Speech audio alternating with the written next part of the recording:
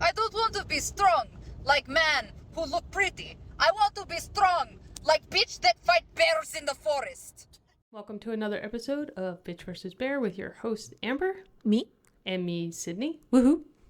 Co-owners of Shield Main Training Co. This is a show where we bitch, laugh, and chat about all things fitness and wellness related to women in the LGBTQIA+ community. Sure is. Sure is. Amber, what are we talking about on this episode? I don't know. Focus? Finding focus? Staying focused? Going well for Amber. She's clearly staying focused. This week we are exploring focus. You know, is our ability to focus shrinking? Do we still have an ability to focus? Question mark? Who knows? Maybe Sid will tell us in this episode. We spend more and more time staring at screens, right? Cell phones, smartwatches, laptops. All these things instantly link us with people and games and things that we can do. And we can quickly look up information. The world is just chock full of endless distractions. But what can we do to protect our minds in this distracting world? Well, that's a great question. Please, dear God, tell me, Sid. I think before we can answer what we can do to protect our minds is that we have to first admit that the rise of digital technology has really ushered in an era of just unprecedented connectivity and convenience. Like, if you think back not that long ago in our history, like, 25, 30 years ago, think about like landlines. Like, if you wanted to get a hold of someone and they weren't available, you called, and if they weren't there and they didn't pick up before answering machines, you just had to try again later. Like, you just hang up. You just hung up. You simply just did not speak. Or if you wanted to know a piece of information, you had to go find a source of written information either in your home library from an encyclopedia, at a library, or ask someone in a conversation. They know. In like an open conversation and hope that they would know the answer. Like, that's not that far away in terms of like time. Yeah, no. Now, with the touch of a button, we can access a wealth of information. Like, how many times have we just been like, I'm curious about what that is. Google it. And we can just communicate with others across the globe. Like, we can text and we can go online and be like, hello, Reddit. Like, somebody give me the information. It's amazing. It's really incredible. But the constant exposure to screens and notifications has definitely come at a cost of our ability to focus. Because our brains, we have big brains, us humans.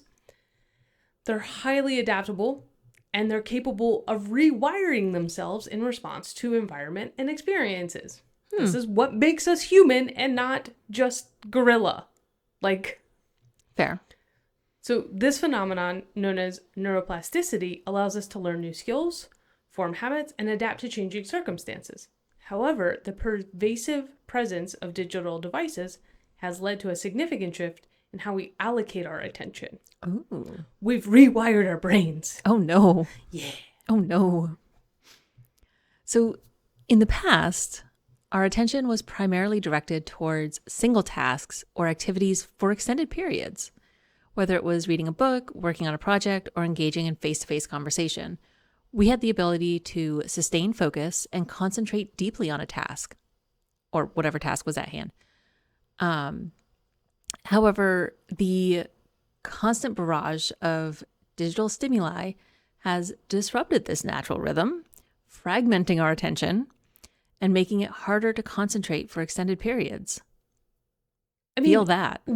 You can tell this when you're talking to somebody and I find myself, I'll even do this, where they pull out their phone. They're still listening, but their attention is now split. Yeah. So they can't even hold that one-on-one conversation anymore. Yeah. It's true. You know, every notification, email alert, and social media update serves as a distraction, pulling us away from whatever we were focusing on at the time. This constant state of partial attention not only impairs our ability to complete tasks efficiently, but also undermines our overall cognitive functioning. Rude. Studies have shown that the mere presence of the smartphone, even when it's not in use, can diminish cognitive performance and impair memory recall. I'm going to blame my shitty memory on my cell phone. I Perfect. think you should. Done. Yeah. No longer something that no longer a me problem. It's now a cell phone problem. You know, it definitely makes it easier for us to rely on, you know, we no longer have to write things down. Like, we can just put it in our phone and our phone remembers for us. You know, like your shopping list to like go to the grocery store. If I remember to put it in my phone. If you remember to put it in your phone. Or like keeping a calendar became, you know, like those kinds of things. Yeah. So that phones definitely for those kinds of things have improved us. It's definitely a tool, but it's a distraction. Then you get into the news and the gaming. So like there's that instant gratification provided by our devices. Like, so now we look for these quick bursts of information over like sustained engagement. So like think about like clickbait headlines, right? Like we can't even read a whole fucking article. No. We have to get all of the information from the headline. Fair. Yeah. So like you're skimming headlines, you're scrolling through social media feeds, like whatever you can get in that little just like snippet. And then it's all this like bite-sized content, which then reinforces a superficial way of engaging that is, you can't do that and then be expected to deeply focus and be like, it's just, it doesn't mesh.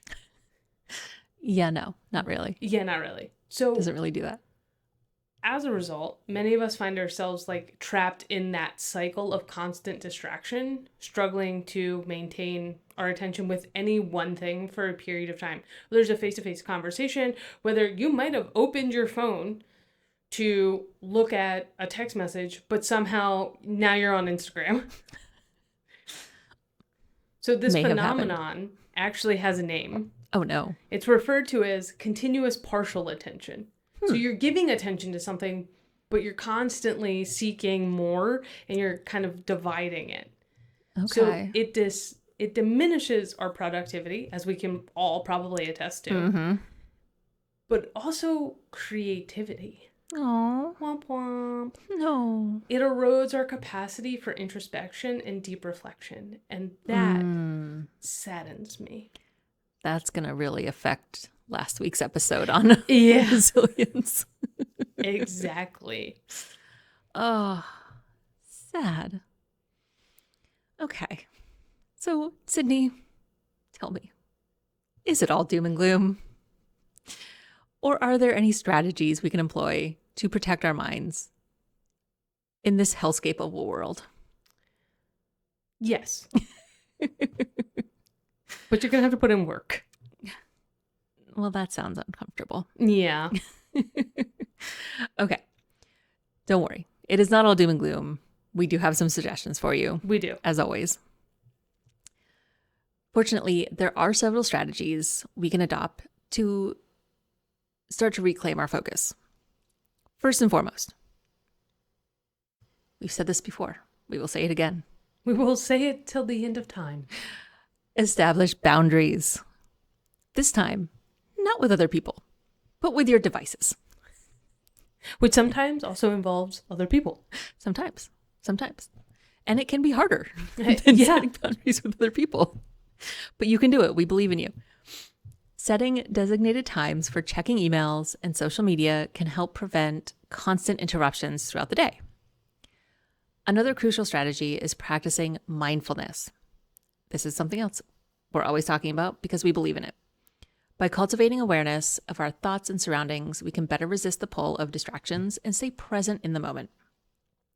Simple mindfulness exercises such as deep breathing or focusing on our senses can help retrain our attentional muscles. So start to rewire those brain pathways. Yep. To be better. Yeah. Also, engaging in activities that promote deep focus, such as reading a book or engaging in a hobby, can strengthen our ability to concentrate. And finally, incorporating regular breaks and physical movement into our daily routines can help refresh our minds and enhance productivity. Yeah. So like instead of sitting there struggling and battling through trying to concentrate, get up and take a walk. Mm-hmm. Walk around your apartment. Do a few squats. Yeah. Whatever. And then return. Yeah. You can always come back to it. Yeah. Like like sustained focus doesn't have to be hours at a time. Yes. It exactly. can be 20 minutes. Exactly. So I've noticed I already struggle with focus, right? Because I have ADHD. Yes, Sid, tell us more. So focus has always been a hard thing for me. Mm-hmm. But I have learned recently over the last year, we've done a couple of things to like just improve like sleep quality that have had a trickle down effect. So like we don't play on our phones before bed, we read. Mm-hmm. And so like long-term focus on reading. And then we don't bring our phones to the bedroom. They stay downstairs. There's like levels between us and our phones, which I have found in the morning when I get up, my first inclination is not to go get my phone. Right. Like I will go to the bathroom, I'll let the dogs out, I'll grab a cup of coffee. Like it's not my first thing that I reach for.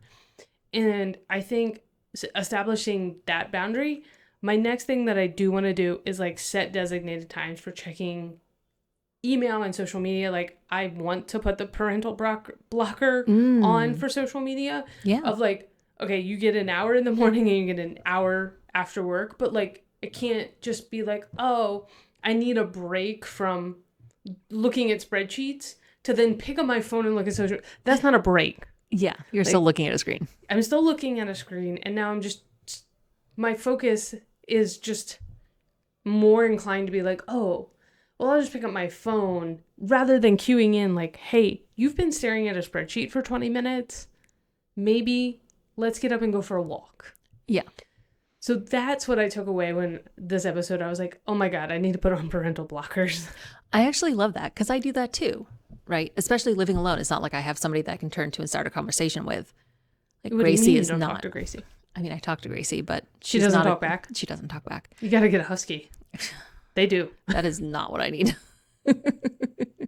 But yeah, like I'll find myself like just mindlessly scrolling on Instagram. And I'm like, and then like I'll be like, I just wasted 20 minutes doing this. Like what Yeah. was the point? What was the point? I could have been doing something else. Yeah, like take out an art project, take out my knitting, like do something Build a that Lego. feels more big. Yes, build my Legos. Yeah, Yeah. So I I like that idea. think we can start to find more focus throughout our day. I think many of us have gotten into this habit. One of the other things when you were saying that is I realized that because of climbing, I don't take my phone on when we're climbing because I don't want it to fall out of my pocket. Yeah. So like on Sunday mornings, I spend 2.5 hours without my phone anywhere near me. Mm-hmm. And we're able to have like much more fun conversations. Not everybody's not distracted, like sitting on their phone. Like it's just, we engage with other people around us. Yeah. It's really nice. Mm-hmm. So I think finding moments where you can leave your phone and your distraction away, especially when you're exercising. Like I think that's one of the nice things about like group fitness classes is that typically you can't have your phone out. But like if you're Right. just working out at like a Planet Fitness and you're using it with like an app to track you're just looking down and you're just focused on it. So you're not even focusing on your me time, your fitness Right. time. Yeah, It's that's pulling true. you away from that even. And that to me is sad. Yeah. So if you are somebody who likes to work out with your phone, on you. You're like, oh, I'm just going to get on the treadmill and I'm just going to, scroll while I'm on the treadmill. Maybe try not having your phone while you're working out. Yeah. Give it a shot. Or, I mean, for me, I enjoy listening to podcasts while I'm walking.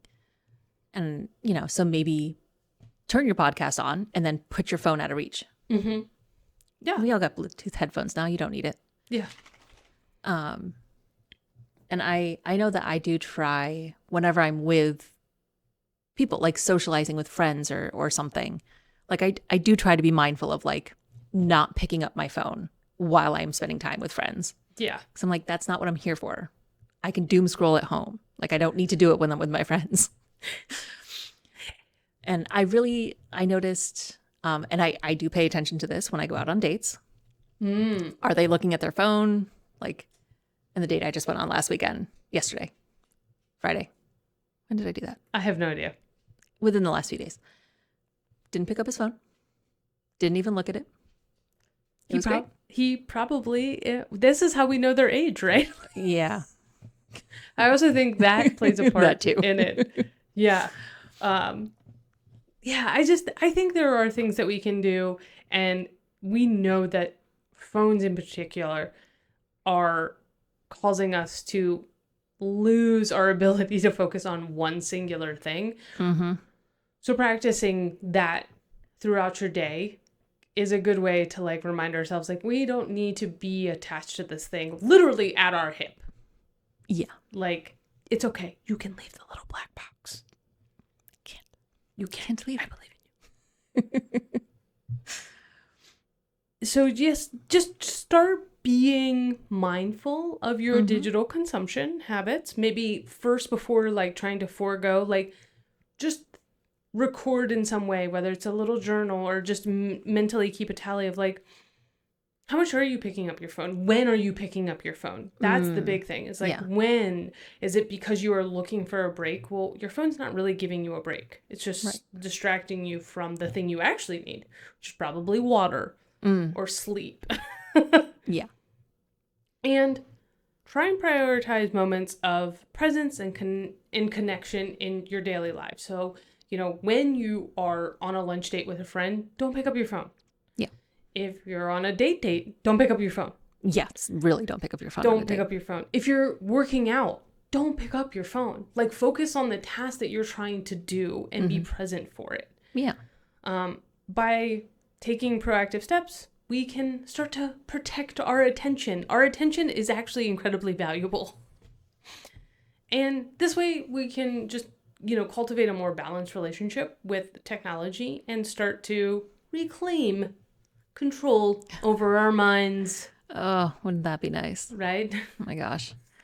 The timing of this episode is fantastic because I have really been struggling. I've noticed lately, like it's been really hard to maintain focus really focus on difficult tasks for lengths of time. Yeah.